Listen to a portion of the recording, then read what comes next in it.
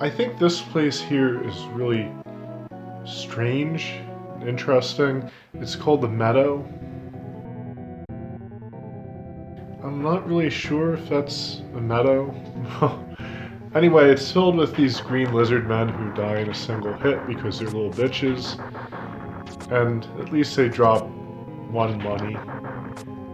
One jade. I really feel like this game's a Legend of Zelda ripoff. The more I think about it, like he even picks up little gems. They call them jades, but you know, you might as well call them rupees. Here is a heart container, so that's always good. And he also picks up heart containers. That's a lot of games though, so I can't really fault him for that. I was looking for a secret passage in there. Like, it almost looks like that goes on deeper into the woods. However, it doesn't, unless maybe we find an item later on that'll allow Alex to chop those trees down, but I highly doubt it. I was going to skip over all this shit, but then I thought there wouldn't be an episode if I did that, because I do play ahead and write the walkthrough. At least for this game, I've been doing that. It's something I try to do now, so my episodes, these videos don't suck, basically.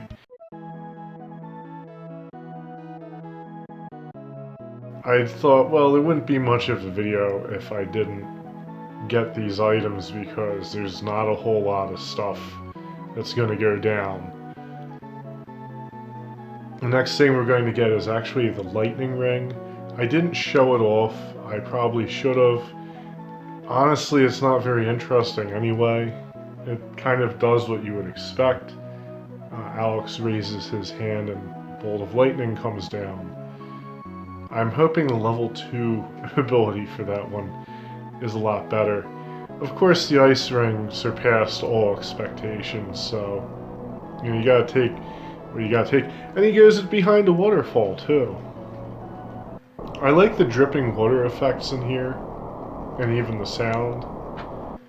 And here we get the lightning ring, which is very strangely hidden behind a waterfall. I don't know what the rationale behind that was.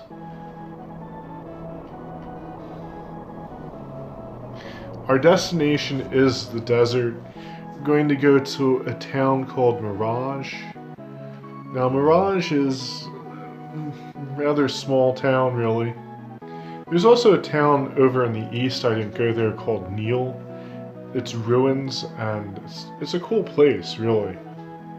Very mysterious, but there's nothing we can do there right now, so I'm just going to check this place out.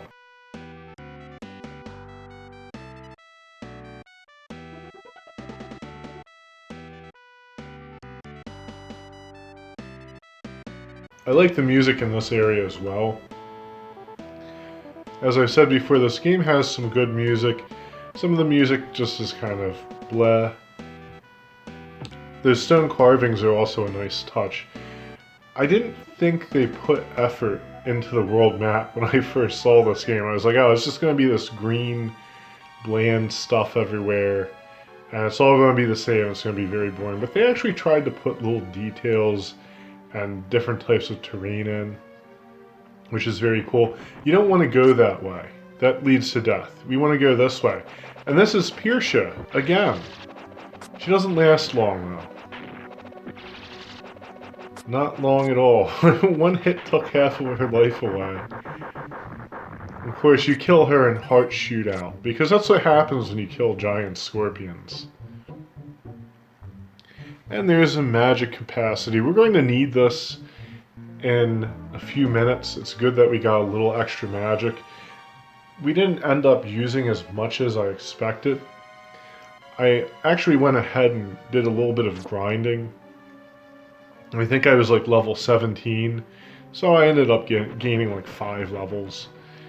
It helped a lot, really, because the enemies in the desert are pretty brutal. We'll touch Alex in all of his bad places and make him cry. He seems like a crier, really. In fact, didn't he kind of cry in the beginning of the game? I think that happened. Yeah, he's He's a unique kind of guy.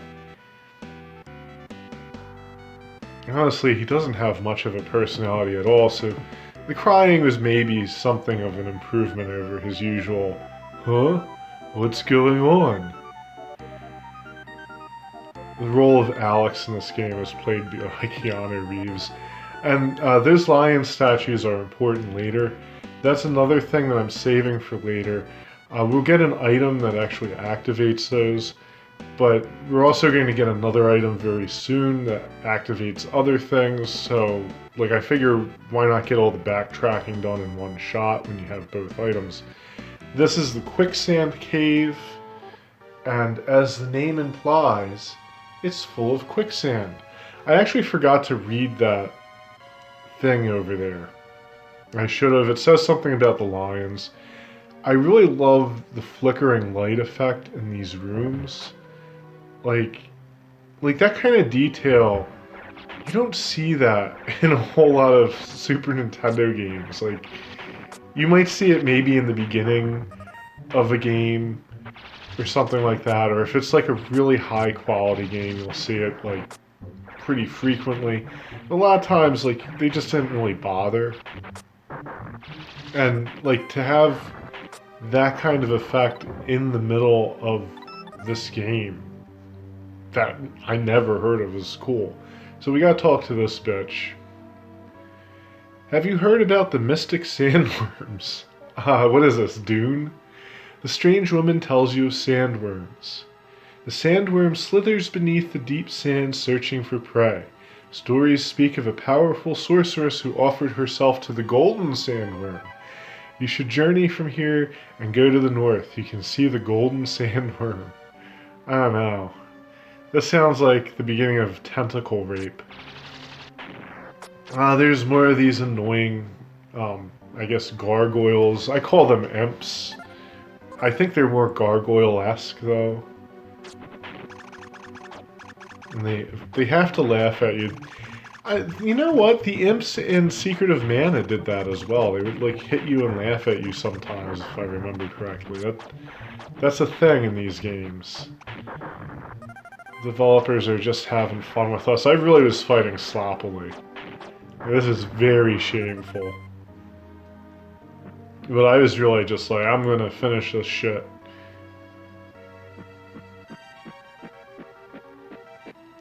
Now, when she says look for the golden sandworm in the north, it's very misleading. All you have to do is fight random battles until a red sandworm pops up. Like, I don't even think this thing's gold. It's like a red-orange kind of color. Of course, like, people tell me, like, I don't know, maybe I see color wrong. I don't think I'm colorblind, but people tell me I get colors wrong a lot, so maybe it is gold. I don't know. But yeah, so these motherfuckers here are the worst. Aside from looking a little bit like anal beads, they're really hard to fight. I like to activate the ice ring just as you see the sand puffs. That way you'll do a lot of damage to them. If you try to fight them with a sword or something, like, and you're like below level 20, they're gonna steamroll you, and I think you might have seen him hit me when I was trying to fight him. That took a good bit of life out of my health bar there, even at level 22. So, you know, they're not to be trifled with. And I do have to fight these things a few times before the golden sandworm pops up.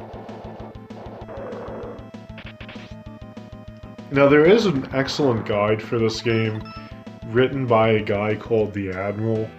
He didn't get, like, everything in the game, I don't think, but he did a great job. He even made, like, these ASCII maps and, like all this stuff. It's like, wow, dude.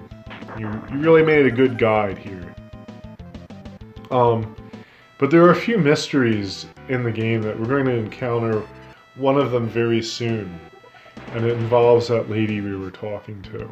So, something to be on the lookout for. And I guess at least we're making some money. I guess one thing about this game, like, money is...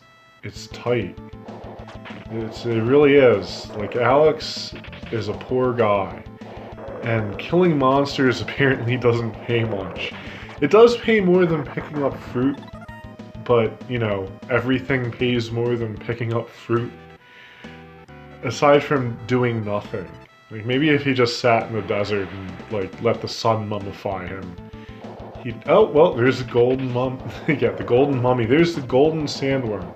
But I swear that thing looks orange. So I guess it ate that wizard. Now, ice magic doesn't work on this guy very well. You just gotta whack him with the sword, and then he starts doing that crap, which is very annoying because it's hard to judge where he's going to land. And you get a chest, and you get the horn. And Alex is so happy, he jumps up and down.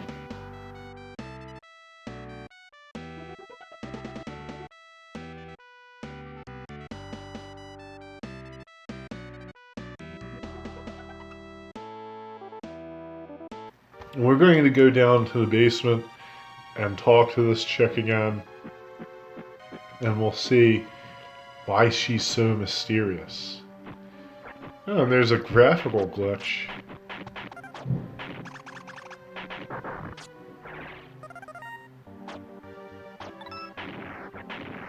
Yeah, those slimes are annoying to hit too. They're not as bad as the imps, but shit. Alright. Did you find the horn? Yes. Ah, the woman sighs. That's my great-great-granddaughter's horn. Great-great-granddaughter, you say. The legends that spoke of my family are true then. Thank you, I've always wondered. Maybe they meant, like, grandmother? It would have to be grandmother. Please, play the horn for me. So we're going to play the horn.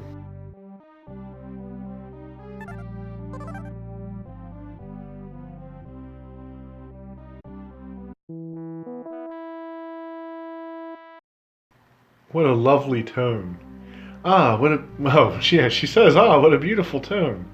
Show me where you found this. And then she disappears. It's very strange. I do have a theory, like, the Admiral said that, like, that's it. Nothing else happens. It's, like, you don't find her again. I have a theory that maybe if we go in the desert and fight the sandworm again, the golden one, maybe she'll appear. Who knows? Maybe if we use it in the desert, the golden one will come. Now we play it for the lions here and this happens. It's kind of creepy. I don't know why that creeps me out. I think it's because I played it in the other room and forgot I played it, and then I walked in and their heads moved. It's really just kind of a not very good animation, but I thought it was creepy, so, you know. Obviously it's creepy. That didn't make their heads move again. I was kind of hoping they would. Now there isn't much of anything in this little area. I really just walk over the warp star and, you know, just kind of approach it to activate it. It's a very long walk. And we have more of those cool carvings again. Like, this game, I just want to see what happens next.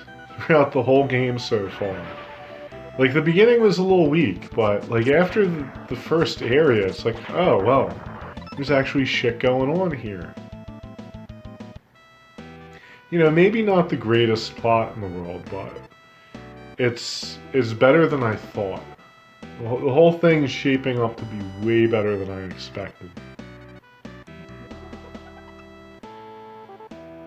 In fact, when I played this game, I thought I would just mostly be making fun of it. Miraj! Warrior, what brings you to Miraj, the woman asks. Then she spies your pendant. The guard drac, she exclaims. I must inform Lord Yuna. Sorry, excuse me. Lord Yuna's a chick, by the way. I'm just gonna put that out there. The sorceress guardians of the Orda Temple reside in Miraj, the woman informs you. And there's nothing special about that shop. It's just a shop. It does have like one of those weird chicks in it. I am one of the guardians, states the beautiful woman. Our powers prevent demons from entering Orta Temple. Okay, well, that's cool. Alas, we are undone, the woman cries. Demons using magic to veil their identities worked subtle guile and enchantment upon us. In our confusion, they gained entrance to the temple.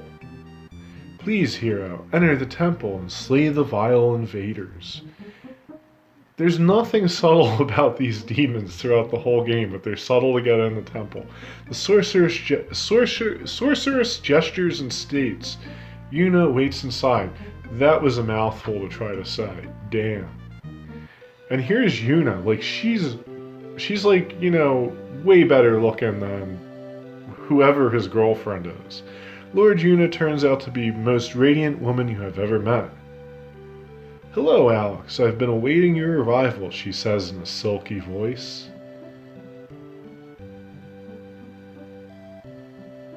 I am the High Sorceress of Yuna. So that's her actual name. It's not Lord Yuna. I know you wish to enter the Orta Temple. It has been buried in sand since times of old. Because why not? The temple itself judges if you may enter. Play it for the sand melody to request passage. Play for it, the sand melody. Excuse me. The temple will hear. It's one of those hearing temples. Ruth holds the key. Go to Ruth's house. Alright. So we try to go to this door. I'm sorry, apologizes Yuna, but you may not go back there. That's kind of strange. What's in there? I don't know, actually. It's kind of suspicious. What are you guys doing? So here's our favorite drug dealer in the game. He's going to sell us another heart container. And like any good drug dealer, he charges you more and more with each purchase. I think maybe the first one was like 200 jade. Now we're up to 400 jade. So all that money I made is gone. I think I had like 500 jade. Bye. Shit's gone. So, I'm probably going to have to grind because I wanted to make some money and hold on to it and buy some potions because I don't have any. And to get that heart container, it's like, well, you know, give me all your money, bitch. Leave me alone, she says abruptly. Okay. No reason why. It's kind of strange how she bowed there. So we go talk to this guy, and I think he's very misunderstood. Help me, warrior. The cloaked figure croaks weakly. And I have lost my magic, and here I will die unless you will give me your crystal, and we'll hand it over. Oh, thank you. Ha ha ha. The figure laughs. My magic has returned, thanks to you. Bye now. Ha ha ha. Yeah, so like I thought he like ripped me off. I'm like, oh well. This dickhead just like took one of my magic crystals. They cost, you know, money, which I don't have. But apparently he helps you later on. Or she, I don't know. Find the magic mirror, hero, the woman advises. In battle, the magic mirror reflects an enemy's attack. But yeah, so, you know, I guess we'll see that guy again. The man looks thoughtful. Professor Methhead likes this quiet town. And I missed what he was saying. I heard there is a magic mirror that makes miracles happen. Yes, there is. The woman goes on to say, use it when you find a glowing emblem emblazoned on the earth. Alright, so that's a hint. And that's the thing that we're going to have to go backtracking with. And I may cut out a lot of the backtracking. Ruth has the key to this house, the man says. Go next door and ask her, she'll give it to you.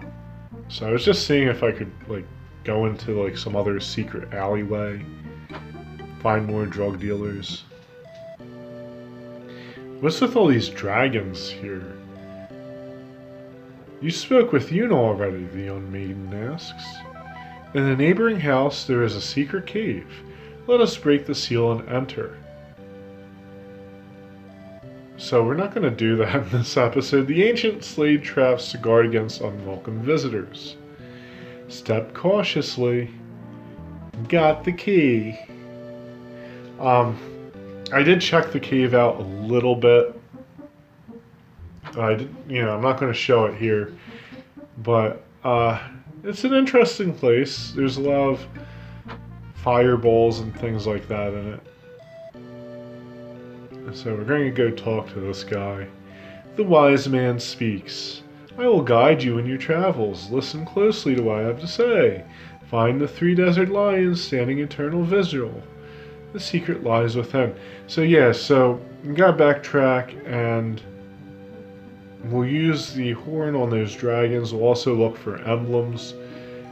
I have a feeling like those emblems are going to be a bitch to find, and we're going to be walking around all over the place. So like I said, I might just cut that out and not really cover it. Maybe I'll do the lions and like one emblem just to kind of showcase everything, but I don't see wandering around the game, picking up shit from places we've already seen as very interesting content. So, that's just me though. Maybe I'm wrong. But that's it for this episode. Thank you so much for watching, and I will be back with more as always. So until next time, good luck and happy gaming.